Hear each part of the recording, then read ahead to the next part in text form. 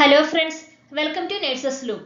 ഇന്ന് നമ്മൾ ഡിസ്കസ് ചെയ്യുന്നത് എക്സാംസിന് ഇമ്പോർട്ടന്റ് ടോപ്പിക്കായ ആൽക്കഹോൾ വിഡ്രോവൽ ആൻഡ് മാനേജ്മെന്റ് ആണ്. എന്താണ് alcohol withdrawal syndrome and delirium tremens, എന്തൊക്കെയാണ് അസസ്മെന്റ്സ് ആൻഡ് മാനേജ്മെന്റ് എന്നൊക്കെ നമുക്ക് നോക്കാം. Okay, let's move on to the topic.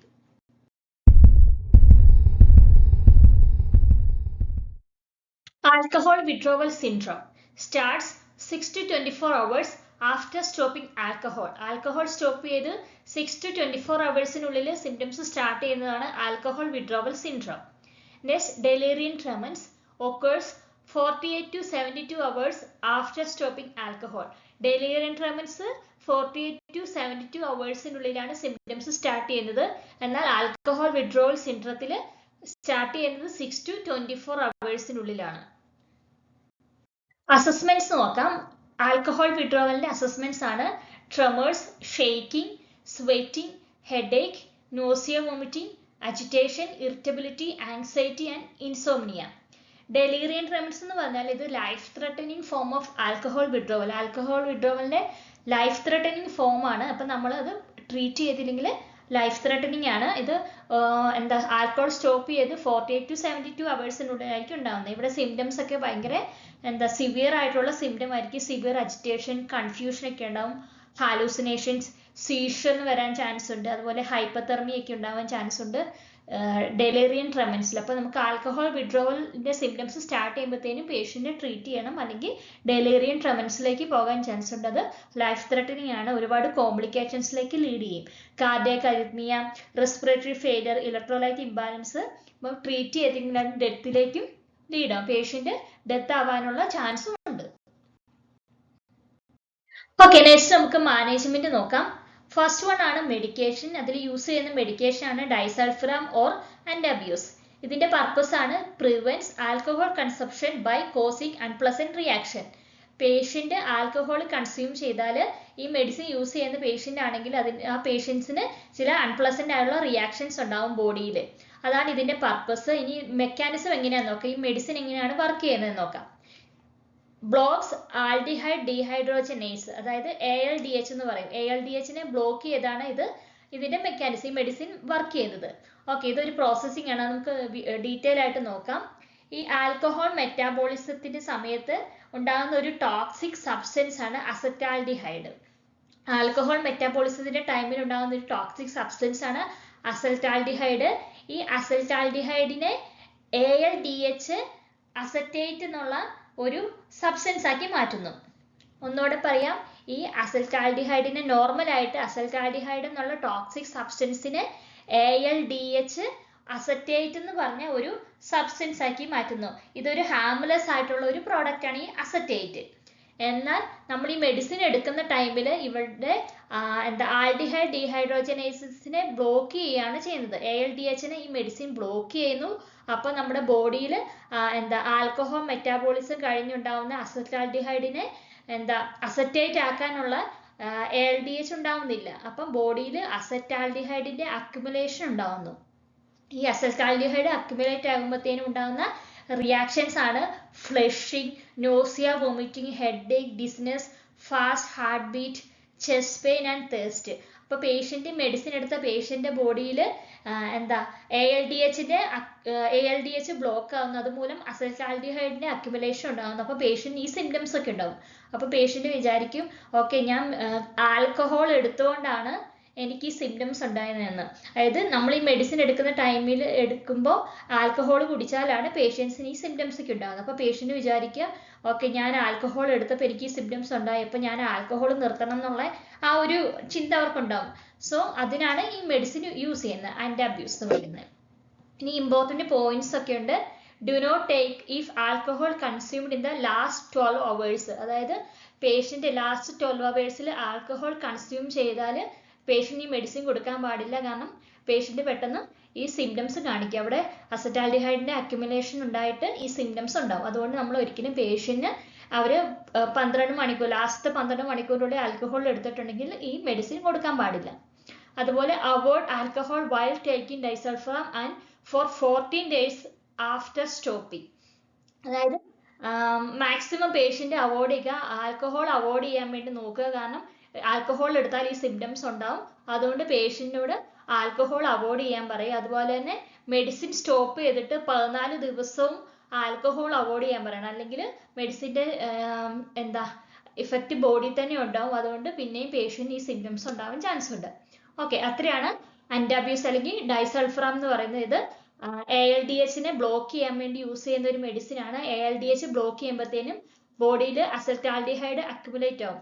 ഈ അസറ്റാൽഡിഹൈഡ് നോർമലായിട്ട് അസറ്റേറ്റ് ആവേണ്ടതാണ് ALDH ഹെൽപ്പോടെ. എന്നാൽ ഇവിടെ ALDH ബ്ലോക്ക് ചെയ്യുന്ന ടൈമിൽ അസറ്റാൽഡിഹൈഡ് ബോഡി കൂടും. അതുമൂലം പേഷ്യൻസിന് ഈ സിംറ്റംസ് ഉണ്ടാവും. അതാണ് ഡൈസൾഫറാം അല്ലെങ്കിൽ അൻറ്റാബ്യൂസ്. ഓക്കെ, നെക്സ്റ്റ് മെഡിസിൻ ആണ് ലിബ്രിയം. ലിബ്രിയത്തിന്റെ പർപ്പസ് ആണ് reduces alcohol withdrawal symptoms and prevent seizure. Alcohol withdrawal symptoms reduce ചെയ്യുക, അതുപോലെ സീഷറിനെ പ്രിവെന്റ് ചെയ്യുക എന്നതാണ് ലിബ്രിയത്തിന്റെ പർപ്പസ്. ഇനി അതിന്റെ മെക്കാനിസം നോക്കാം. ആൽക്കഹോൾ വിഡ്രോവൽ ഉള്ള പേഷ്യൻസിന് ഗാബ ലെവൽ ഡിക്രീസ് ആയിരിക്കും. ഈ ഗാബ എന്ന് പറയുന്നത് ഒരു ന്യൂറോ ട്രാൻസ്മിറ്റർ ആണ്. ബ്രെയിനിനെ കാം ചെയ്യിപ്പിക്കുക എന്നതാണ് ഇതിന്റെ ഫംഗ്ഷൻ. അപ്പം ആൽക്കഹോൾ വിഡ്രോവൽ ഉള്ള പേഷ്യൻസിന് ഗാബേന്റെ ലെവൽ ഡിക്രീസ് ആവും. അപ്പൊ അതിന്റെ ഫംഗ്ഷൻ നടക്കുന്നില്ല. ഗാബേന്റെ ഫംഗ്ഷൻ എന്താ? ബ്രെയിനെ കാം ആക്കുക എന്നതാണ് ഗാബയുടെ ഫംഗ്ഷൻ. ഇവിടെ ഗാബ ലെവൽ കുറയുമ്പോൾ ആ ഫംഗ്ഷൻ നടക്കുന്നില്ല. അതുമൂലം ബ്രെയിൻ ഹൈപ്പർ ആക്റ്റീവ് ആവുന്നു. അതായത് നെർവസ് സിസ്റ്റം ഹൈപ്പർ ആക്ടിവിറ്റി കാണിക്കുന്നു. അതുമൂലം സീഷർ, പേഷ്യന്റിന് സീഷർ ഒക്കെ വരാൻ ചാൻസ് ഉണ്ട്. അപ്പൊ നമ്മൾ ഈ ലിബ്രിയം കൊടുക്കുക. ലിബ്രിയം കൊടുക്കുന്നത് എന്തിനാന്ന് വെച്ചാൽ ഗാബ ലെവൽ ഇൻക്രീസ് ചെയ്യിപ്പിക്കാൻ വേണ്ടിയാണ് ലിബ്രിയം കൊടുക്കുന്നത്. ലിബ്രിയം കൊടുത്ത് ഗാബ ലെവൽ ഇൻക്രീസ് ചെയ്യുമ്പോഴത്തേനും ബ്രെയിൻ വീണ്ടും കാമാവും. ബ്രെയിനിന്റെ ഹൈപ്പർ ആക്ടിവിറ്റി കാമാവും, അത് കുറയുന്നു. അതാണ് ലിബ്രിയത്തിന്റെ മെക്കാനിസം. നെക്സ്റ്റ് നമുക്ക് നഴ്സിംഗ് മാനേജ്മെന്റ്സ് നോക്കാം. First one, monitor vital signs and withdrawal symptoms. Patient vital signs monitor ചെയ്യുക. അതുപോലെ തന്നെ പേഷ്യന്റ് എന്തെങ്കിലും വിഡ്രോവൽ സിംറ്റംസ് ഉണ്ടോ എന്ന് നമ്മൾ എപ്പോഴും മോണിറ്റർ ചെയ്തുകൊണ്ടിരിക്കുക. Second one, administer thiamine or vitamin B1 to prevent Wernicke's encephalopathy. Wernicke's encephalopathy എന്ന് പറയുന്നത് ഒരു അക്യൂട്ട് ന്യൂറോളജിക്കൽ ഡിസോർഡർ ആണ്. Caused by thiamine deficiency or vitamin B1 deficiency ആണ്. ഇത് കോമൺ ആയിട്ട് കാണുന്നത് ക്രോണിക് ആൽക്കഹോളിക്സിലാണ്. ഇവിടെ തയാമിൻ അല്ലെങ്കിൽ വൈറ്റമിൻ B1 എന്ന് പറയുന്നത് ഒരു എസെൻഷ്യൽ ആയിട്ടുള്ള വൈറ്റമിൻ ആണ്. ബ്രെയിനിന്റെ ഗ്ലൂക്കോസ് മെറ്റാബോളിസത്തിന് എസെൻഷ്യൽ ആയിട്ടുള്ള ഒരു വൈറ്റമിൻ ആണ് വൈറ്റമിൻ B1. ഇവിടെ തയാമിൻ ഡെഫിഷ്യൻസി ഉണ്ടാകുമ്പോഴത്തേനും പേഷ്യൻസിന്, അതായത് ഈ ആൽക്കഹോളിക് പേഷ്യൻസിന് മെയിനായിട്ട് തയാമിൻ ഡെഫിഷ്യൻസി ഉണ്ടാകുന്ന പുവർ ഇൻടേക്ക് ഉണ്ട്, അല്ലെങ്കിൽ അവരുടെ അബ്സോർപ്ഷൻ കുറയുന്നു. ഈ ആൽക്കഹോൾ എടുക്കുന്ന പേഷ്യൻസിന് ഇൻഡസ്റ്റൈനൽ ലൈനിങ്ങിൽ ഡാമേജ് വരുന്നത് മൂലം തയാമിൻ്റെ അല്ലെങ്കിൽ വൈറ്റമിൻ B1 അബ്സോർപ്ഷൻ കുറയുന്നു. അതുമൂലം അവരുടെ ബോഡിയിൽ തയാമിൻ ഡെഫിഷ്യൻസി ഉണ്ടാകുന്നു. തയാമിൻ ഡെഫിഷ്യൻസി ഉണ്ടാകുമ്പോഴത്തേനും പ്രോപ്പർ ആയിട്ടുള്ള ഗ്ലൂക്കോസ് മെറ്റാബോളിസം ബ്രെയിനിൽ നടക്കുന്നില്ല. അതുമൂലം ന്യൂറോണൽ ഡാമേജ് ഉണ്ടാകുന്നു. നെർവസ് സിസ്റ്റത്തിൽ ന്യൂറോൺസിനൊക്കെ ഇഞ്ചുറി അല്ലെങ്കിൽ ഡാമേജ് ഉണ്ടാകുന്നത് പ്രോപ്പറായിട്ട് ഫങ്ഷൻ ചെയ്യുന്നില്ല. അതാണ് വെർണിക്സ് എൻസെഫലോപ്പതി. അതുകൊണ്ടാണ് നമ്മൾ തയാമിൻ കൊടുക്കുന്നത്. തയാമിൻ കൊടുക്കുന്നത് മൂലം പേഷ്യന്റ് ബോഡിയിൽ ഗ്ലൂക്കോസ് അല്ലെങ്കിൽ ബ്രെയിനിൽ ഗ്ലൂക്കോസ് മെറ്റാബോളിസം പ്രോപ്പറായിട്ട് നടക്കാൻ വേണ്ടിയാണ് നമ്മൾ ഇവിടെ പേഷ്യൻസിന് തയാമിൻ കൊടുക്കുന്നത്. ഓക്കെ, നെക്സ്റ്റ് വൺ ആണ് അവോയ്ഡ് ആൽക്കഹോൾ കണ്ടെയ്നിങ് സബ്സ്റ്റൻസ്. എന്തെങ്കിലും ആൽക്കഹോൾ കണ്ടെയ്നിങ് ആയിട്ടുള്ള സബ്സ്റ്റൻസ് അവോയ്ഡ് ചെയ്യണം. മെയിനായിട്ട് കഫ് സിറപ്പിൽ ചിലപ്പോൾ ഉണ്ടാവും, അല്ലെങ്കിൽ മൗത്ത് വാഷിലൊക്കെ ഉണ്ടാവും. അപ്പോൾ ഇതൊക്കെ പേഷ്യന്റിന് ഒരിക്കലും കൊടുക്കില്ല, അല്ലെങ്കിൽ പേഷ്യന്റിനോട് അവോയ്ഡ് ചെയ്യാൻ പറയുക. അതുപോലെ use fomepizole only if alcohol toxicity occurs. Alcohol toxicity ഉള്ള പേഷ്യൻസിന് ആൽക്കഹോൾ ടോക്സിസിറ്റി ഉണ്ടായാൽ നമ്മൾ കൊടുക്കുന്ന മെഡിസിൻ ആണ് ഫൊമേപ്പിസോൾ.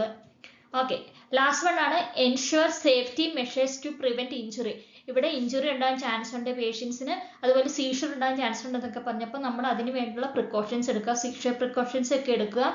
അതുപോലെ ഇപ്പോൾ പേഷ്യന്റ് സീഷർ ഉണ്ടായാലും നമ്മൾ പേഷ്യന്റിന് ഫ്ലാറ്റ് ആയിട്ടുള്ള ബെഡിൽ അല്ലെങ്കിൽ കിടത്തുക. പിന്നെ സൈഡ് റെയിൽസ് ഒക്കെ പാഡിങ്സ് വെച്ചിട്ടുള്ള സൈഡ് റെയിൽസ് വേണം യൂസ് ചെയ്യാൻ വേണ്ടി.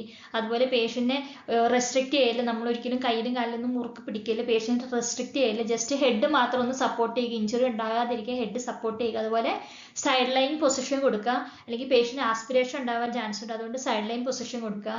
അതുപോലെ പേഷ്യന്റ് ഇങ്ങനത്തുള്ള സീഷർ വരാൻ ചാൻസ് ഉള്ള പേഷ്യൻസിന്റെ റൂമിൽ എപ്പോഴും ഒരു സക്ഷൻ മെഷീൻ വെക്കുക. പിന്നെ ഒന്നും വായിലേക്കൊന്നും മറ്റേ ടങ് ബൈറ്റർ അങ്ങനത്തെ സാധനങ്ങളൊന്നും വെക്കാൻ പാടില്ല. ഇതൊക്കെയാണ് സീഷറിനുള്ള പ്രിക്കോഷൻസ് ചെയ്യേണ്ടത്. അപ്പം ഇതൊക്കെയാണ് മെയിൻ ആയിട്ടുള്ള നേഴ്സിംഗ് മാനേജ്മെന്റ്. അതായത് വൈറ്റൽ സൈൻസ് ഒക്കെ മോണിറ്റർ ചെയ്യുക. പിന്നെ മെയിൻ ആയിട്ട് തയാമിൻ ഡെഫിഷ്യൻസി ഉണ്ടാവും, അതായത് വെർണിക്സ് എൻസെഫലോപ്പതി ഉണ്ടാവും. അപ്പം അത് പ്രിവെന്റ് ചെയ്യാൻ വേണ്ടി നമ്മൾ തയാമിൻ അഡ്മിനിസ്റ്റർ ചെയ്യും പേഷ്യൻസിന്. ഇപ്പം വെർണിക്സ് എൻസെഫലോപ്പതി വന്നു കഴിഞ്ഞാൽ ന്യൂറോണൽ ഡാമേജ് ഉണ്ടായിട്ട് പേഷ്യന്റിന് ബ്രെയിനിൽ ഡാമേജ് ഉണ്ടാവുന്നു. അപ്പം പ്രോപ്പറായിട്ട് ഫംഗ്ഷൻ ഒന്നും നടക്കത്തില്ല, ബ്രെയിൻ ഫംഗ്ഷൻ ഒന്നും നടക്കത്തില്ല.